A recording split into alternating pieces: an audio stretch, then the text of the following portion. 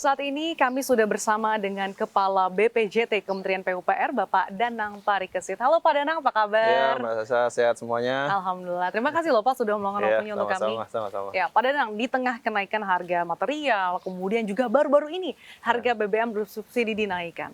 Perlu tidak sih Pak ada eskalasi kontrak multi-years? Ya, kita kan kalau di tol kan sebenarnya investasi ya, dan itu pasti jangka panjang. Jadi dampaknya tidak hanya pada saat konstruksi, tapi juga pada saat pengoperasian jalan tol ini akan mengalami dampak. Memang kita belum melakukan kebijakan khusus ya mengenai eskalasi karena BBM, tapi pasti akan mempengaruhi dua hal kan. Pertama, biaya konstruksi pasti akan mengalami penyesuaian, baik untuk biaya aspal misalnya atau biaya untuk struktur beton atau perkerasan rigid ya. Ini kita mungkin pernah punya pengalaman selama 2 tahun pandemi kemarin kan Menteri PU kan menerbitkan peraturan menteri mengenai stimulus ya dampak karena COVID-19. Jadi kalau misalnya kita lihat bahwa ini punya dampak yang sangat serius terhadap investasi maupun pengaruh serius terhadap tarif, pasti akan kita lakukan kebijakan-kebijakan tertentu. Ya, tapi ini akan ongoing terus, kita pantau terus bagaimana dampaknya harga BBM ini terhadap pertama biaya konstruksi, yang kedua terhadap daya beli di masyarakat. Kalau dampak terhadap jalan tolnya sendiri seperti apa Pak? Kira-kira potensi dampaknya akan seperti apa berdasarkan perhitungan dari Ya, BPJT? kalau kita bicara soal konstruksi pasti kan terjadi eskalasi ya, eskalasi biaya konstruksi ya. Apakah itu 10%, 20%, 30%. Di beberapa ruas yang itu kandungan impornya tinggi, misalnya untuk aspal, itu dampaknya cukup signifikan ya. Tapi kalau untuk yang berbasis semen, itu kan diproduksi domestik, tapi batu baranya juga harganya mahal. Nanti untuk BBM, untuk pengoperasian konstruksi kan juga mahal. Jadi pasti eskalasi ini akan mempengaruhi biaya konstruksi akan mempengaruhi nilai investasi akan mempengaruhi tarif. Ya. Oke. Nah, Nah ini tarif artinya ada potensi kenaikan nggak Pak dalam waktu dekat? kita belum tahu ya, karena kan sebagian bisa saja potensi penyesuaian tarif ini bisa ditelan semuanya oleh investor. Mereka mengatakan karena apa? Tarif kan juga nggak boleh tinggi-tinggi banget kan.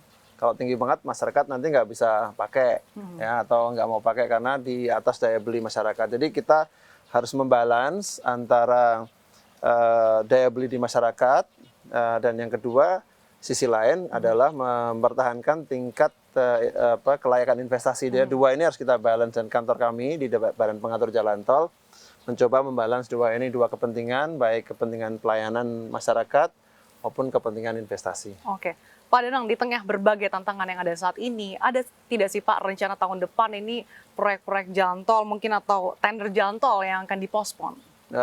Kita ada dua hal. Pertama, beberapa ruas ada yang tidak dilanjutkan atau discontinue ya. Seperti salah satu BUMN itu merencanakan mendiscontinue prakarsa mereka karena mereka ingin fokus ke proyek-proyek IKN misalnya. Itu satu.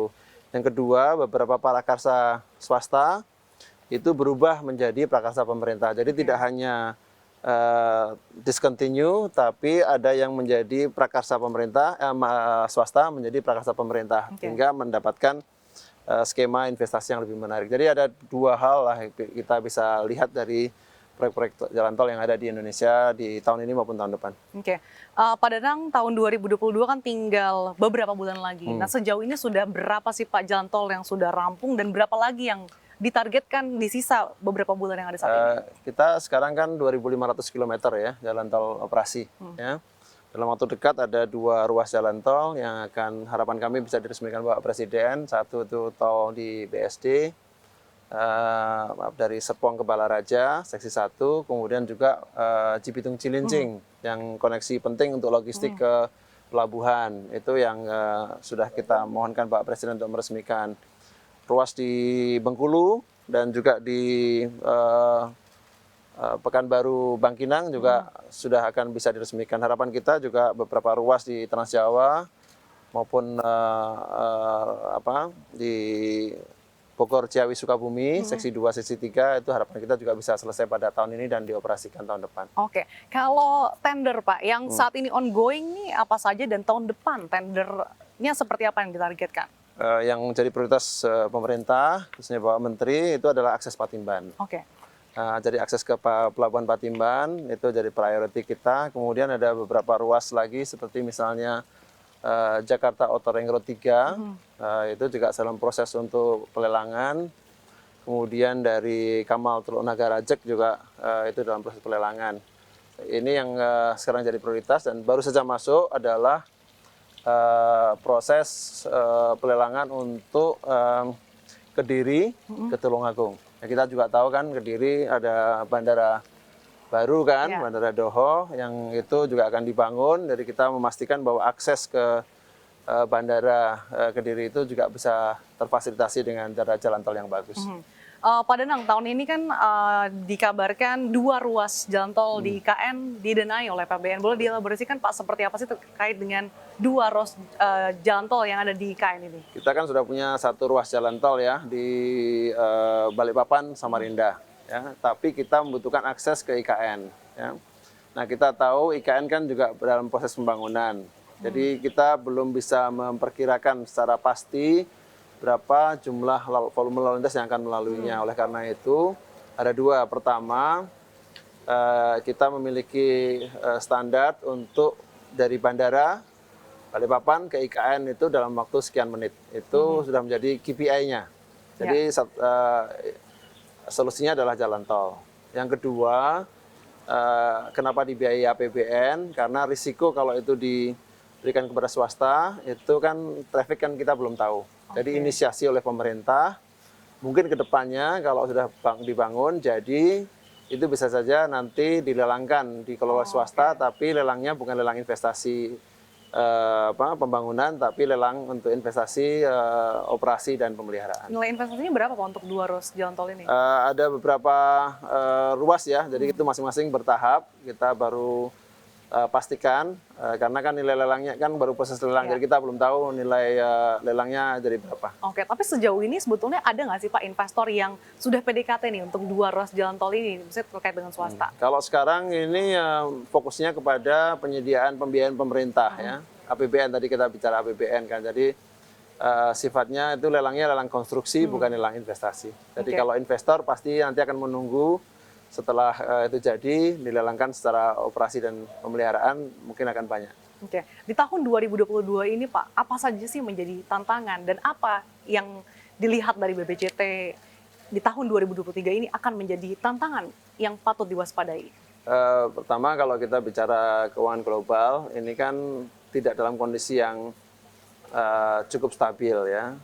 Apalagi kalau kita bicara mengenai adanya risiko yang lebih tinggi bagi pembiayaan internasional, kemudian kondisi geopolitik yang tidak sangat stabil sehingga meningkatkan tingkat suku bunga baik pinjaman pemerintah maupun pinjaman swasta. Jadi pertama soal cost of borrowing itu yang sangat tinggi baik untuk public sector finance maupun untuk private sector finance. Yang kedua adalah soal teknologi. Ya, teknologi kita juga ingin maju lebih jauh dan kita harus bergerak nih. Apalagi topik G20 kita saatnya digital transformation.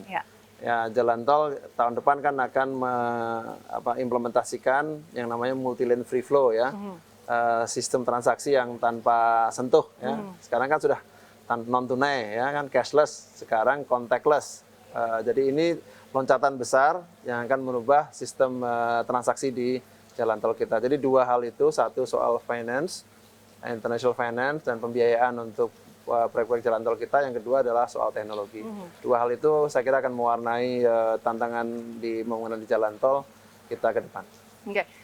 Dengan adanya momentum G20 Indonesia di tahun ini, apa sih Pak dampaknya atau mungkin peran dari BPJT terkait dengan G20 ini?